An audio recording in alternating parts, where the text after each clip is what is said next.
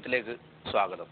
എനിക്ക് പറയാനുള്ളത് എന്ന ബ്ലോഗിലൂടെ കഥയും കവിതയും ഓർമ്മക്കുറിപ്പുകളുമൊക്കെയായി ഭൂലോകത്ത് ഇന്നും തിളങ്ങി നിൽക്കുന്ന വല്യമ്മായിയുടെ ബ്ലോഗിനെ കുറിച്ചാണ് ഇന്ന് നമ്മൾ പരിചയപ്പെടുന്നത്.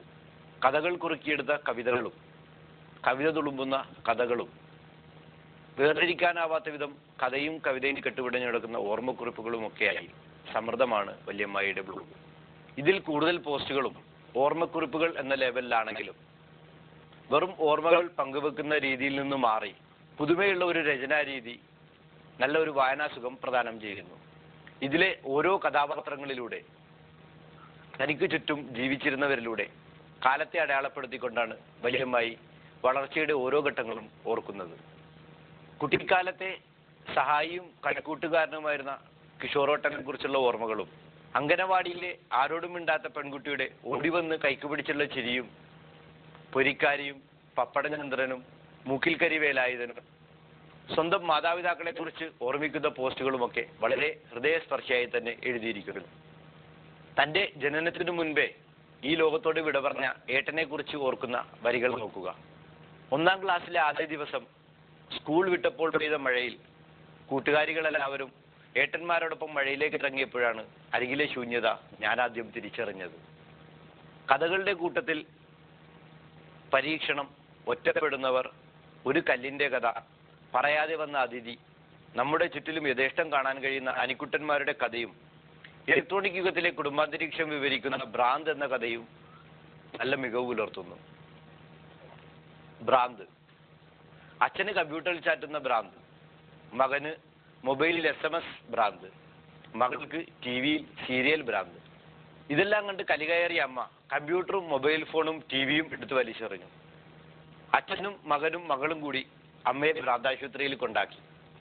പുതിയൊരു കമ്പ്യൂട്ടറും TV-യും മൊബൈലും വാങ്ങി. ജലാലുദ്ദീൻ റൂമിയുടെയും അതുപോലുള്ള ചില സൂഫി കവികളുടെയും കവിതകളുടെ വിവർത്തനങ്ങളൊക്കെയാണ് കുറച്ച് പോസ്റ്റുകളിൽ. കവിതകളെല്ലാം തന്നെ 4ഉം 8ഉം വരികളിലായി ഒതുക്കത്തോടെ ഒരുക്കിയിരിക്കുന്നു. ചില ഉദാഹരണങ്ങൾ: ചിത്തം, ചിതലരിക്കാത്തത്, ചിതയിലെരിയാത്തത്. ആശുപത്രി, ജീവന്റെ തുടക്കവും ഒടുക്കവും ഇടയിലെ ഞരക്കവും.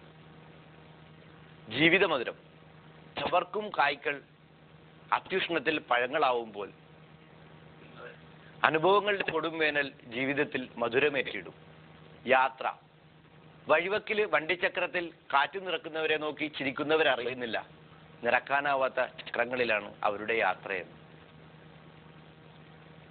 ഭൂലോകത്തിലെ മിക്കവാറും എഴുത്തുകാരുടെ ഒരു പ്രത്യേകത, അവർ തങ്ങളുടെ തൊഴിൽ മേഖലയുമായി ബന്ധപ്പെട്ട ചില പ്രയോഗങ്ങൾ അവരുടെ എഴുത്തിലും മനോഹരമായി സന്നിവേശിപ്പിക്കുന്നു എന്നതാണ്. ഒരു ഇലക്ട്രിക്കൽ എഞ്ചിനീയറായ വല്യമ്മായി പ്രണയത്തെ നിർവചിക്കുന്നത് എങ്ങനെയെന്ന് നോക്കൂ. പ്രണയം കപ്പാസിറ്ററുകളിലേക്ക് ഊർജ്ജശേഖരണം നടത്തുന്ന വൈദ്യുത മർദ്ദം പോലെ വിപരീത ചാർജുകൾക്കിടയിലുള്ള പ്രതിരോധത്തെ വകവയ്ക്കാതെ അത് സ്നേഹമെന്ന ഊർജം നിറയ്ക്കുന്നു. ഈ ഊർജപ്രവാഹം ആരംഭത്തിൽ ഇൻഫിനിറ്റിയിൽ തുടങ്ങി കാലക്രമേണ ഒരു നിശ്ചിത അളവിൽ സ്ഥിരപ്പെടുന്നു. ബ്ലോഗുകളുടെ ഏറ്റവും വലിയ ആകർഷണീയത എന്ന് പറയുന്നത് അതിലേക്ക് വരുന്ന കമന്റുകളും കൂടിയാണ്. ഇതേ ഭാഷയിൽ, തന്റെ തൊഴിൽ മേഖലയുമായി ബന്ധപ്പെട്ട ഭാഷയിൽ ഈ കവിതയ്ക്ക് ഒരാൾ എഴുതിയ കമന്റ് കൂടെ ഒന്ന് നോക്കാം. മാ പച്ചാള, അണ്ടക്കടാഹത്തിന്റെ അച്ചുതണ്ടയായ ക്രെഡിറ്റിനെയും ഡെബിറ്റിനെയും അധിക്ഷേപിക്കരുത്.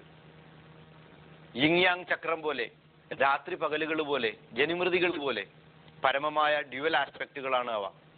ഡെബിറ്റ് ഇല്ലാത്ത ക്രെഡിറ്റ് ഇല്ല, ക്രെഡിറ്റ് ഇല്ലാത്ത ഡെബിറ്റുമില്ല. ഇത് രണ്ടുമില്ലെങ്കിൽ എനിക്ക് ചോറുമില്ല.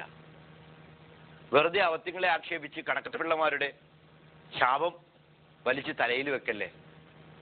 അപൂർണമീ അക്ഷരാഞ്ജലി എന്ന പോസ്റ്റിൽ വല്യമ്മായി തന്റെ മാതാവിനെ കുറിച്ച് ഓർക്കുന്നത് ഇങ്ങനെ: ഉമ്മ, ഓർമ്മപ്പൂവിലെ ആദ്യ ഇതള്, എന്നാൽ ഓരോ ഇതളിലും ഒരു നിഴൽരേഖ പോലെ എപ്പോഴും നമ്മോടൊപ്പം. അക്ഷരങ്ങളുടെ പരിചയത്തിനും ഉമ്മയോളം പഴക്കം. കയ്യിൽ കിട്ടുന്നതൊന്നും വായിക്കാതെ കളയരുതെന്ന് പഠിപ്പിച്ചത് മക്കളെ മടിയിലിരുത്തി കഥകൾ വായിച്ചു തന്ന ഉമ്മ. ഉമ്മ എഴുതുന്ന കത്തുകൾ അനുകരിച്ച് വീട്ടിലെ ചുവരിൽ വട്ടത്തിൽ കുത്തിവരച്ച് വല്യമ്മാക്ക് കത്തെഴുതിയിരുന്ന ഞാനെന്ന 3 വയസ്സുകാരി. രണ്ട് കാര്യങ്ങളെക്കുറിച്ച് പറയുമ്പോൾ വല്യമ്മയ്ക്ക് 1000 നാവാണ്. ഒന്ന് സ്വന്തം മാതാപിതാക്കളെ കുറിച്ച് പറയുമ്പോൾ, മറ്റൊന്ന് തൻ്റെ ഗുരുക്കന്മാരെ കുറിച്ച് പറയുമ്പോൾ. ഓത്തുപള്ളിയിലെ ഉസ്താദിനെയും കോളേജിലെ അധ്യാപകരെയും ഒക്കെ ഓർക്കാൻ വല്യമ്മായി എപ്പോഴും വളരെ താല്പര്യം കാണിക്കുന്നു. ഓരോ അധ്യാപക ദിനത്തിലും തന്നെ പഠിപ്പിച്ച മുഴുവൻ അധ്യാപകർക്ക് വേണ്ടി പ്രാർത്ഥിക്കാനും അവർക്ക് വേണ്ടി ഒരു പോസ്റ്റ് ഇടാനും വല്യമ്മായി മറക്കാറില്ല. ഒരുപക്ഷെ ഈ ഗുരുഭക്തിയും അനുഗ്രഹവും തന്നെയാകാം വല്യമ്മയുടെ തൂലികയുടെ കരുത്തും സമ്പന്നതയും.